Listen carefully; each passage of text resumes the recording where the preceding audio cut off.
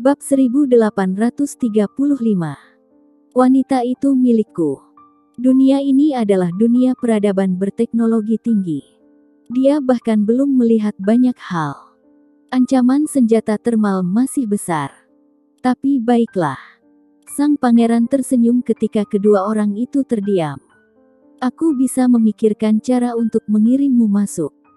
Dia tidak bisa menyelamatkan wanita itu, tetapi mengirim Fang Yin dan membiarkan Fang Yin menemukan jalan. Bagaimanapun, meski Fang Yin mati di sini, itu tidak ada hubungannya dengan dia, itu adalah karena kurangnya kemampuan Fang Yin sendiri. Dia memandang Fang Yin dan berkata dengan ringan, "Aku hanya tidak tahu, apakah kamu berani?" Fang Yin tahu bahwa di mata para pangeran, dia juga alat, meskipun seni bela dirinya kuat. Dia hanya ingin menggunakan dirinya sendiri sekarang. Setiap orang menggunakan satu sama lain untuk melihat nilai siapa yang lebih tinggi. Selama aku bisa masuk, wanita itu milikku. Fang Yin mendengus. Oke. Pangeran berdiri. Saya harap kita bisa bekerja sama dengan bahagia dan mendapatkan apa yang kita butuhkan. Dia memandang Jimmy dan Fang Yin. Di mata mereka yang dalam, tidak ada yang bisa mengerti apa yang mereka pikirkan. Yang disebut kerja sama adalah saling memanfaatkan. Siapa yang paling berpengaruh dan siapa yang bisa menyelesaikan tugas, atau bekerja sama dengan siapa. Tentang apakah akan ada situasi win-win, itu masalah yang akan dipertimbangkan nanti. Jimmy dan Fang Yin pergi, dan sang pangeran berdiri di pintu, menatap punggung mereka. Pangeran, orang ini sangat kuat dan tidak terkendali. Pengawal di sampingnya berkata, dia setidaknya memiliki kekuatan seorang Grandmaster. Tidak mudah untuk membunuhnya. Untuk master seperti ini, mereka bisa bertahan, tapi itu terlalu sulit untuk dibunuh sepenuhnya. Setelah membiarkan master semacam ini melarikan diri, di masa depan akan menjadi mimpi buruk. Tidak apa-apa. Semua orang mengambil apa yang mereka butuhkan, dan mereka akan mempertimbangkan apakah masuk akal untuk membunuhku. Pangeran berkata dengan ringan. Ini hal lain, kita bisa mulai melakukannya. Ini adalah hal yang baik untuk memiliki mereka sebagai pedang. Kuil suci Yamaguchi. Gato menengadah ke langit, dengan wajah miring 45 derajat, terlihat sangat sedih. Dia benar-benar tidak ingin melihat adegan di mana Grey Z dan Dara Syam menunjukkan kasih sayang mereka di depannya. Ini sangat tidak nyaman. Boom. Tiba-tiba, pintu didorong terbuka, dan beberapa pemandu jatuh ke tanah. Kamu tidak bisa masuk. Ketua aula sedang menemui para tamu. Minggir. Orang itu mendorong mereka pergi, dan terlalu malas untuk memperhatikannya. Ini perintah pangeran. Dia berkata, mendengus sangat kuat, bergegas masuk. Pengawal ketujuh pangeran, menemui Master Aula Gato. Melihat Gato duduk di pintu, penjaga ketujuh berjalan mendekat dan memberi hormat. Gato mengerutkan kening, sedikit tidak senang. Terlalu berlebihan untuk membobol halaman belakang rumahnya seperti ini. Apakah pangeran harus melakukan ini sekarang? Dia tidak menunjukkan kehormatan apapun. Apa yang kamu lakukan di sini? Gato berkata dengan belak-belakan. Aku di sini, bisakah kamu masuk dengan baik-baik? Tuan Gato. Penjaga ketujuh tidak takut. Dia melirik Gato, dan jejak menghina di wajahnya melintas, tidak luput dari pandangan Gato. Saya atas perintah pangeran mengundang Master Gato untuk datang di istana pangeran. Tidak ada waktu. Gato tidak ragu-ragu. Apakah ada waktu? Saya khawatir Master Gato bukan orang yang memiliki keputusan akhir.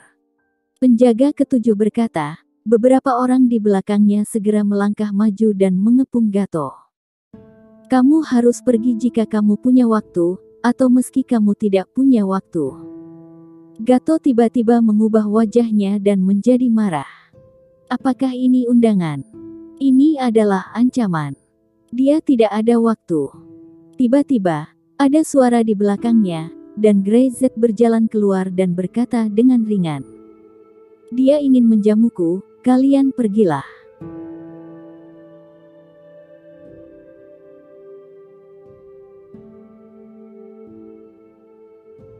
Bab 1836. Kegarangan Gato. Dia tidak dengan sopan melirik apa yang disebut penjaga ketujuh pangeran. Dia bahkan memiliki ekspresi jijik. Siapa kamu?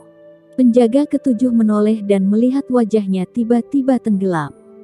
Tidak ada yang berani berbicara dengannya seperti ini. Siapa kamu? Dia tidak peduli apakah Greyset ada di sana, tetapi dia malah menoleh untuk melihat Gato dan bertanya. Gato tidak senang. Penjaga ketujuh ini datang ke aula suci dengan ancaman yang jelas terlalu meremehkannya. Dia yang memiliki aku, kata Gato kesal saat melihat ke arah penjaga ketujuh. Itu saja. Greyset menoleh ke belakang dan melihat penjaga ketujuh. Aku kakekmu. Brengsek. Wow. Ketika penjaga ketujuh mendengarnya, tiba-tiba, ia menarik keluar langsung dari pinggangnya sebuah samurai, bilahnya terang, dan bersinar dengan cahaya dingin. Dia melambaikan tangannya, menebas langsung ke Greyset dan bahkan tidak mengatakan sepatah kata pun. Ketajaman bilahnya ditebas dengan keras tetapi meleset. Mata penjaga ketujuh menyusut. Sebelum dia bisa bereaksi, ada benturan dahsyat yang menghantam dadanya dengan keras. Bang! Dia merasa tulangnya seperti patah menjadi beberapa bagian. Dengan teriakan, penjaga ketujuh terbang, berguling-guling di tanah beberapa kali, membuka mulutnya, dan memuntahkan darah. Dia menjadi pucat dan menatap Greyset dengan ketakutan di matanya.